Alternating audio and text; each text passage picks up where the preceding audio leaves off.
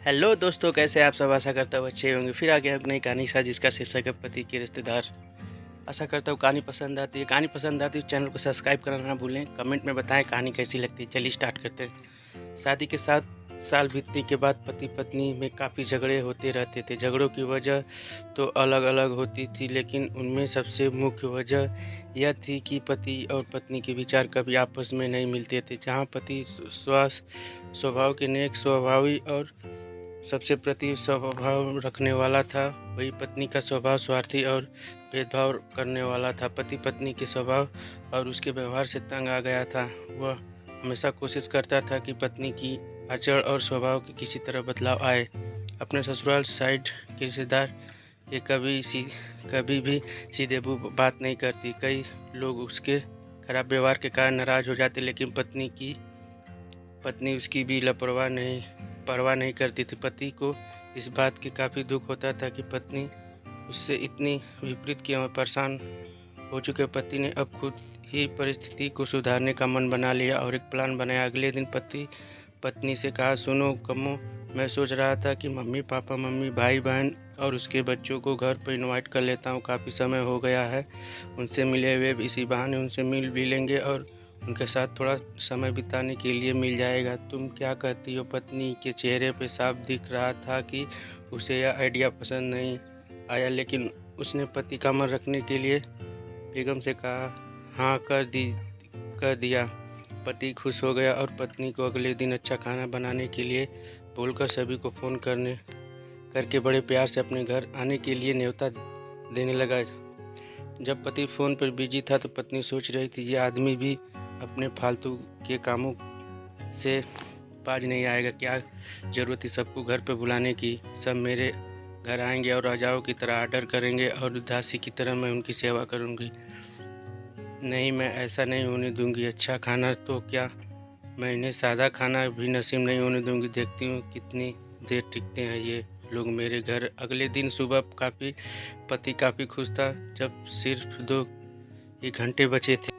सभी मेहमानों का आने के लिए पति ने अपनी पत्नी से पूछा, अच्छा बताओ तो सही, आज सबके खाने में क्या स्पेशल खिलाने वाली हो? पत्नी मुंह बनाते हुए बोली, स्पेशल खाना क्यों? तुम्हारे माँ बाप भाई बहन कोई मेहरबान थोड़ी हैं, उनके लिए कोई स्पेशल खाना नहीं बनाया मैंने। वह भी वही खाएंगे जो हम खाते हैं। आज घर पे सिर्फ दाल चावल बनाए क्योंकि और कुछ बनाने के लिए सामान नहीं था। पत्नी के बात सुनकर पति गुस्सा हो गया और बोला, तुम कभी भी नहीं सुधरोगी। अगर घर में सामान नहीं था तो मुझे बोलना था, एक बार बता दिया होता मैं बाजार से जाकर ले आता, लेकिन कुछ ढंग का तो खाना बना लेती। जब सिर्फ 1 घंटा बचा तो सभी आने वाले हैं, मैं क्या मुंह दिखाऊंगा उनको? तुम ही रहो यहाँ, मैं तो जा रहा हूँ। उनको जाने के बाद वापस आऊँगा कहकर पति घर से बाहर चला गया। पत्नी को जब तक पति के बातों का कुछ फर्क नहीं पड़ा था तब तक मेहमान घर पर नहीं आ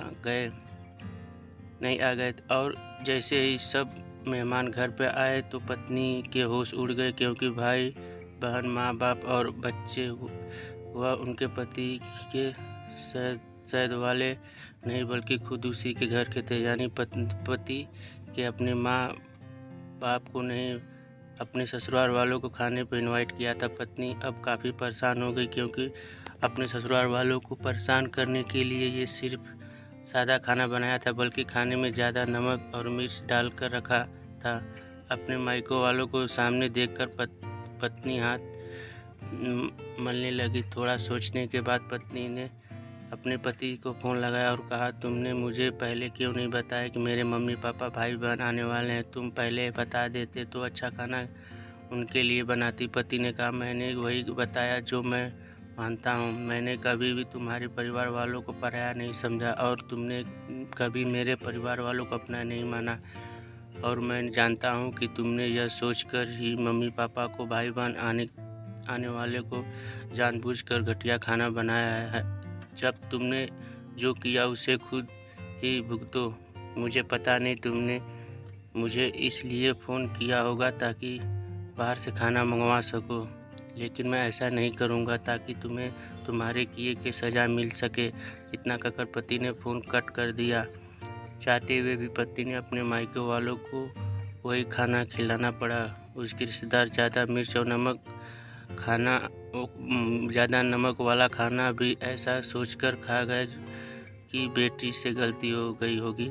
लेकिन बाद में जब दामाद ने सारी बात बताई उन्हें, तो उन्हें बहुत शर्मिंदगी महसूस हुई। अभी भी बुरा बर्ताव के लिए उसे डांटकर उसे नाराज़ होकर चले गए। कैसी लगी कहानी दोस्तों ज़रूर बताएं। चैनल पर नए तो सब्सक्राइब कर दें। थैंक यू फॉर वॉचिंग दोस्तों, धन्यवाद। फिर मिलेंगे नई कहानी के साथ। Bye bye.